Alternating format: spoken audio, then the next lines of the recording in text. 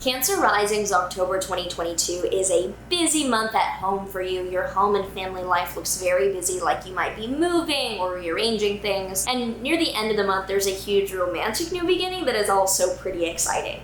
If you're excited to see what's coming up for you this October 2022, make sure that you like, subscribe, and hit that notification bell so that you are always up to date with what the stars have in store for you. Hi, I'm Maren, I'm an astrologer, and in this video I'm using the tropical zodiac within whole sign houses as I practice mainly Hellenistic Greek astrology.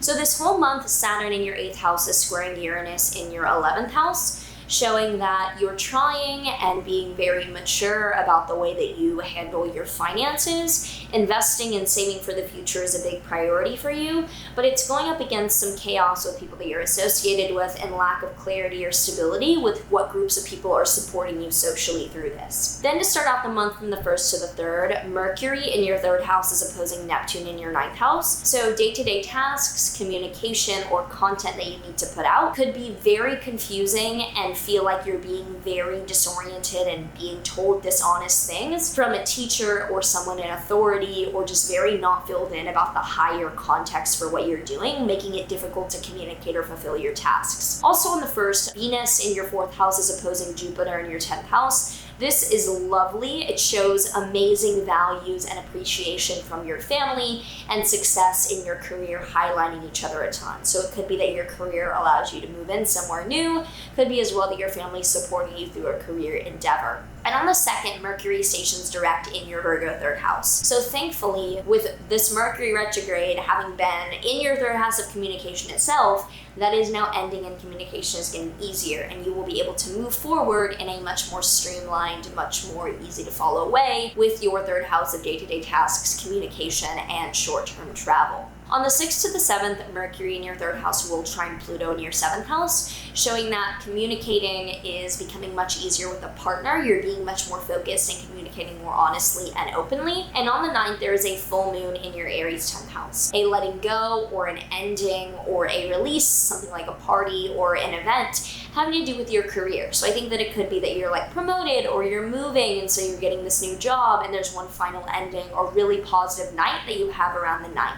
From the 9th to the 15th, however, Mars in your 12th house will be squaring Neptune in your 9th house. So you're working a lot on your mental health right now. You're doing a lot of internal work, could be something like yoga, meditation, or psychotherapy. And this is made difficult due to lack of clarity from your school or another authority structure in your life that is not being honest and may be confusing or providing anxiety. Travel or education is likely the root of this. On the 11th, Mercury is then entering your Libra 4th house, showing more communication and more activity around family or living situation.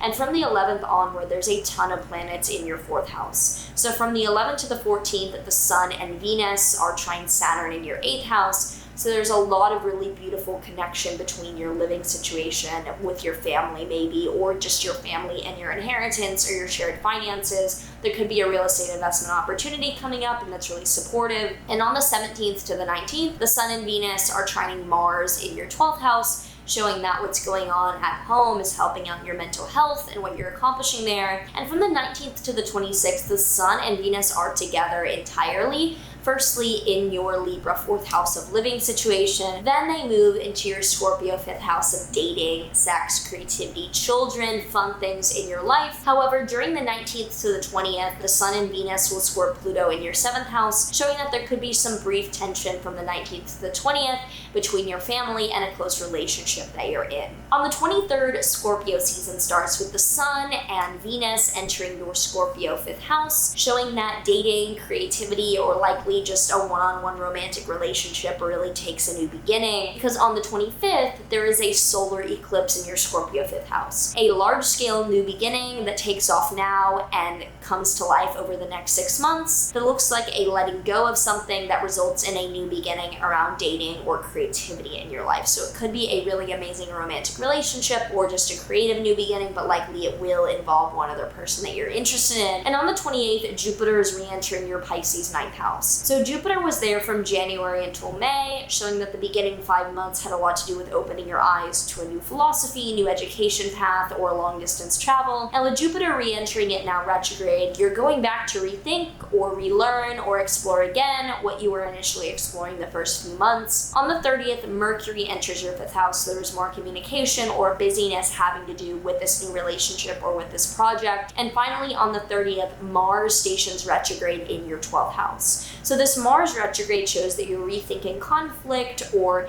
doing things that benefit your mental health. You're putting a lot of effort into that, but you're having to become more internal and rethink the mechanisms and plans and maybe diagnoses or medical treatments that you're receiving and come to a new plan of action. So if you have any thoughts, any predictions, or anything you want to share about what's coming up for you this month, feel free to leave that down below. We'd love to hear from you in the comments. The tarot card for Cancer risings that we have is the Nine of Cups. Now, the Nine of Cups is about material happiness. It's about your internal work resulting in external abundance, showing that all the internal work that you're doing is resulting in this external abundance, and you're doing the work, like you're getting it done and it's going to show up on the outside. I hope that a lot of this is welcome news or fits in with your plans for this October already. If you haven't already, I would love to have you subscribe. I see a lot of you have not subscribed yet, and I would love to have you join the, I think we agreed on marinara sauce as our name. I don't know, I'm okay with it if you're okay with it. Anyway, take care, and I will see you in the next one.